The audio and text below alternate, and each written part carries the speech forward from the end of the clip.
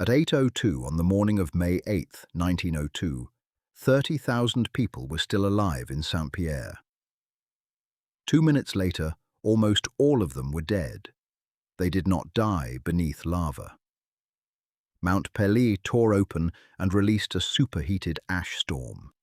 It reached the city faster than a horse could run and ignited everything it touched. There was no time that morning, but there had been time to leave. For 2 weeks the mountain had warned them. Earthquakes, ash, explosions, and a mud flow that had killed 150 people. Still, officials said the city was safe. An election approached. The governor arrived to prove there was nothing to fear. Then the mountain answered. One man survived because he had been locked underground in a stone cell. This is how every warning failed, and how 2 minutes erased the Paris of the Caribbean. 3,000 people lived there, traders and dock workers, families, sailors off the ships in the roadstead. Above the town stood Mount Pelée. For most people alive, it had never done anything worse than steam. It was scenery. It was the green backdrop to an ordinary working city. On the 23rd of April, that changed. Light cinder and ash began to fall. There was a smell of sulfur in the air, and small tremors moved under the ground. It was strange, but it was not yet frightening. 2 days later, on the 25th, the mountain threw up a large cloud of rocks and ash. People brushed the grit from their shoulders and went on with their lives. The volcano had grumbled before. It had always gone quiet again. There was no reason yet to believe this time was different. The 27th of April, men who climbed toward the summit found something new. The old crater, the Étang Sec, had filled with water, a lake roughly 180 meters across, some 600 feet, where dry ground had been. Then the nights turned violent. Around 11:30 on the 2nd of May, loud explosions rolled down the mountain. Earthquakes shook the town. A tall pillar of black smoke stood over the summit, and the ashfall grew heavier. By the 3rd of May, heavy ash was reaching Saint-Pierre itself. It coated the roofs, the streets, the harbour. The roads and communications to the north were cut. The city was beginning to lose contact with the country around it. Through the 6th of May, the explosions kept coming, and the ash kept falling. The mountain was no longer a rumour at the edge of town. It was overhead. Every hour of every day, ash sifted through shutters and settled on tables. Animals grew uneasy. Still, the city held its shape. Shops opening, boats working the harbour. The ordinary business of 30,000 lives carried on beneath a sky that would not clear. On the 5th of May, around 1 in the afternoon, the mountain killed for the first time.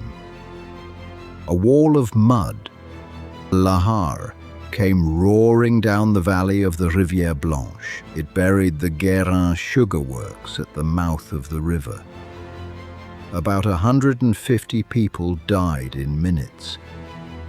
And then the sea did something that terrified everyone who saw it. It drew back from the shore about 100 meters, exposing the harbor bottom, and then surged back in a small tsunami that washed along the front of the city. The mountain had reached the town at last. It had killed 150 people at the river mouth, and it had made the ocean itself flinch.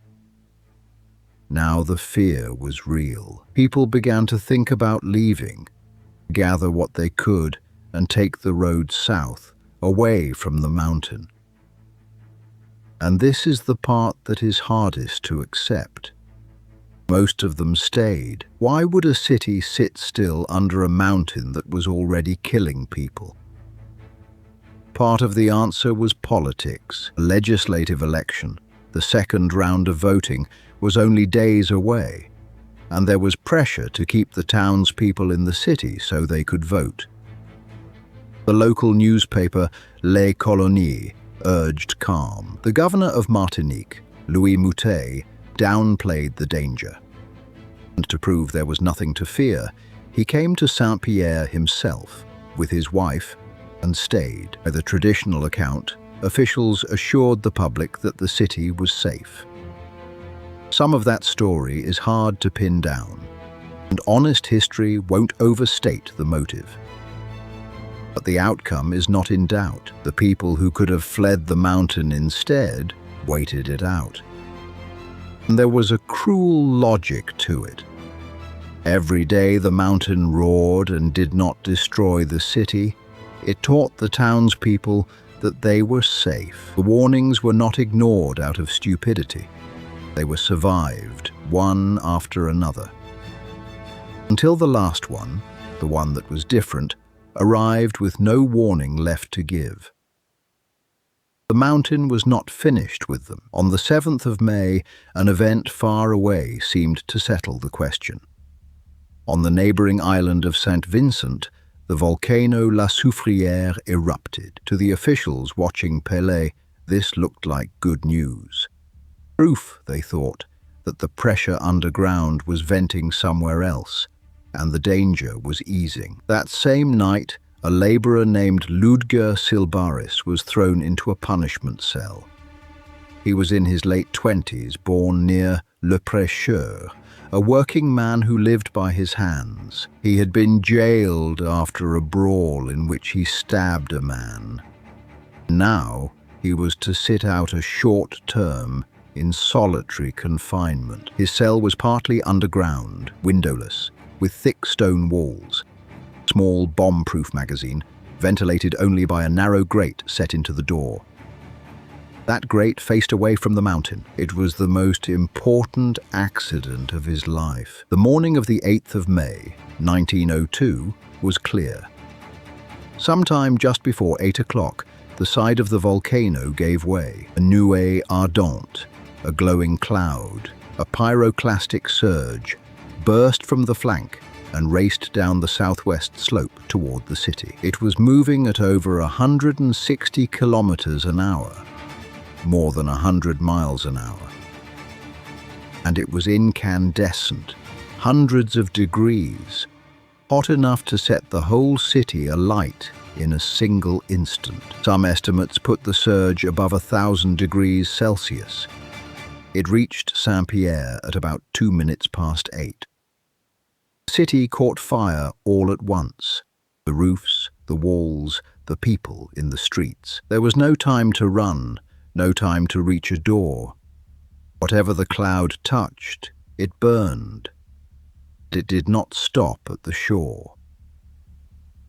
In the harbour, the ships burned where they lay at anchor. Some 16 to 18 vessels were destroyed.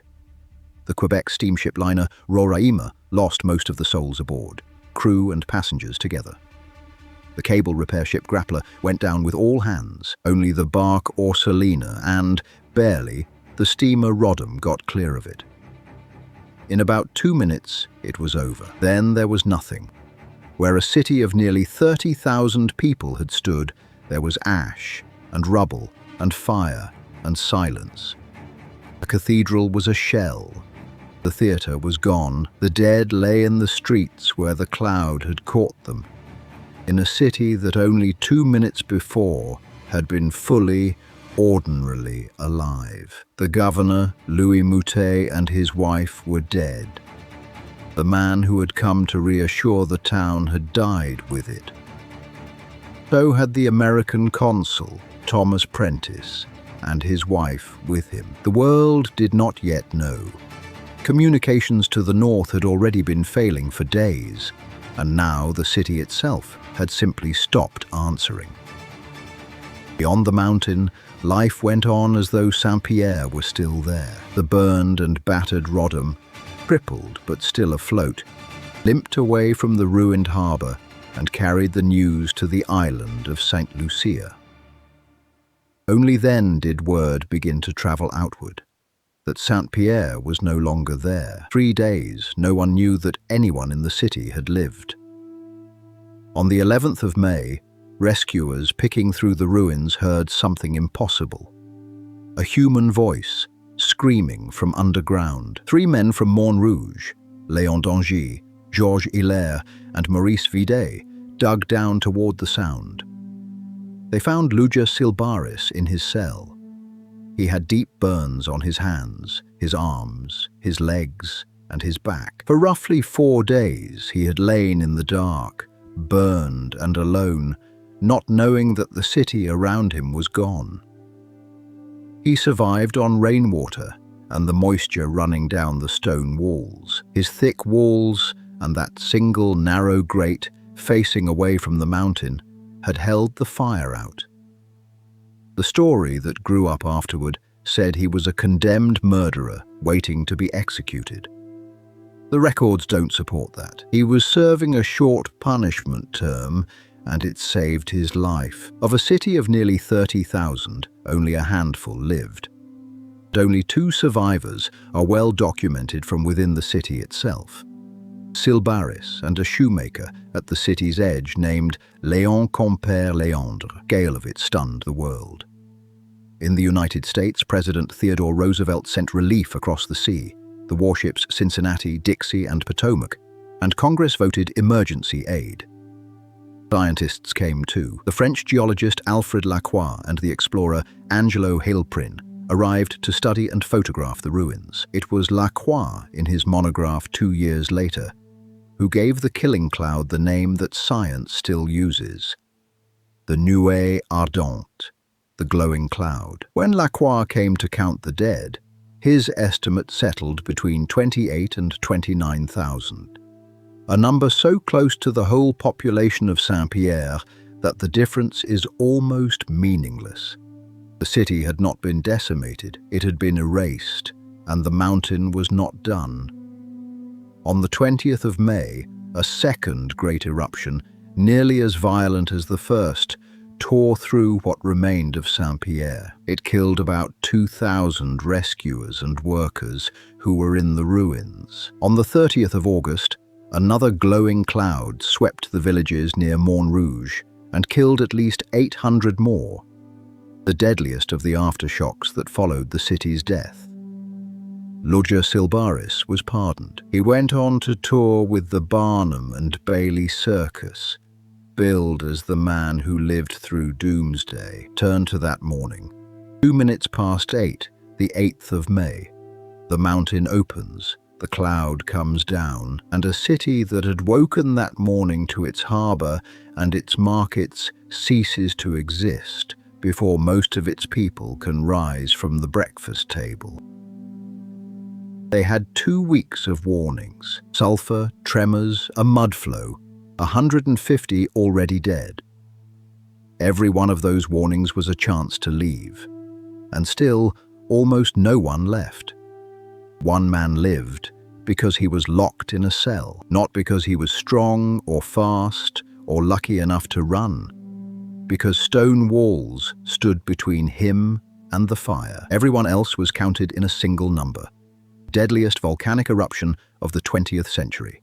About 28,000 to 30,000 people. In about 2 minutes,